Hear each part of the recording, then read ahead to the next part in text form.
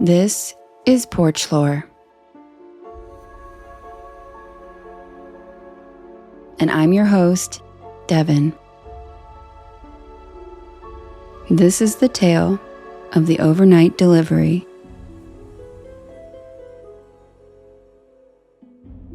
Have you ever had one of those moments where the world doesn't quite feel real? Like the air around you shifts just a little, just enough that your brain registers that something is off, even if you can't put your finger on it? That's how it started for me. Just a little feeling, creeping in at the edges of my awareness, whispering that something was wrong.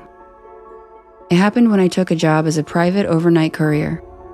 I love driving, and the money was too good to pass up. Pick up a package and deliver it by morning. Cash under the table, no questions asked. Simple. The first few runs were easy. Meet a man in a suit, take a locked metal case, drive 8 hours, drop it off with another man in a suit. But the night that changed, everything started just like all the others. I picked up the package outside a warehouse on the edge of town. The man who handed it to me was different this time. His suit looked the same, but he had this off quality about him. Like his face didn't quite fit. His eyes never blinked, and when he smiled, it was like too wide, too stretched. My gut told me to walk away, but I had already taken the job. I was committed. The case felt heavier than usual when I set it in my trunk, like something inside had shifted. The drive should have been straightforward, 400 miles through the desert, straight shot, no stops.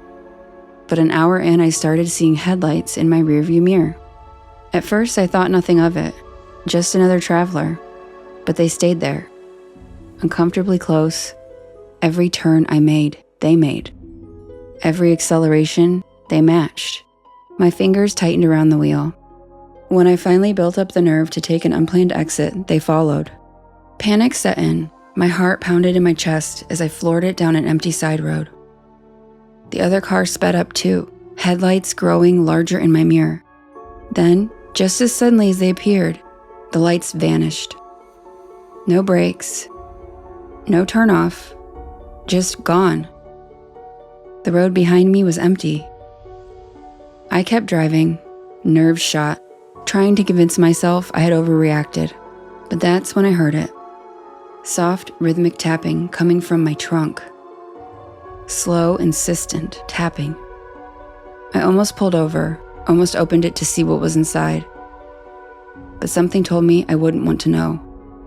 Instead, I tightened my grip on the wheel and I kept driving, kept my eyes on the road, kept pretending I wasn't hearing what I was hearing. An hour later, my radio cut out. Static.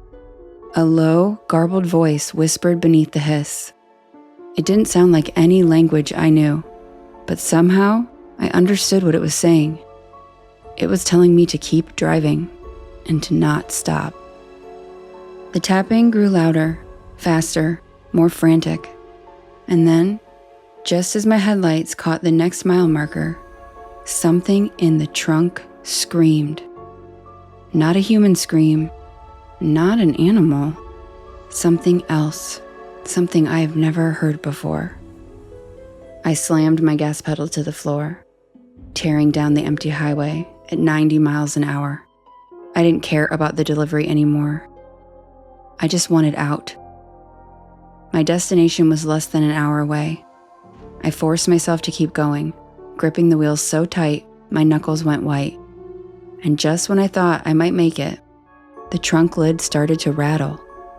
The lock strained, metal groaning under pressure. Whatever was inside was trying to get out. I made it to the drop-off point, a gas station in the middle of nowhere. The second my tires skidded to a stop, the trunk burst open. I didn't look. I couldn't. I just threw myself out of the car and ran for the station's lights. By the time I turned back, the trunk was empty and the case was gone.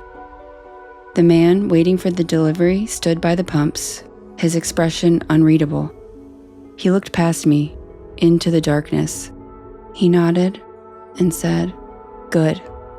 Now it's loose." Then he handed me an envelope of cash got in his car, and drove off. Just like that. I don't know what was in my trunk or what got out. I didn't ask any questions, but I didn't take another job.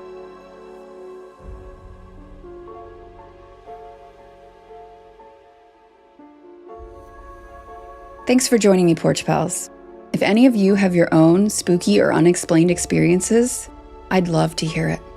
Shoot me an email and maybe I'll tell your story next.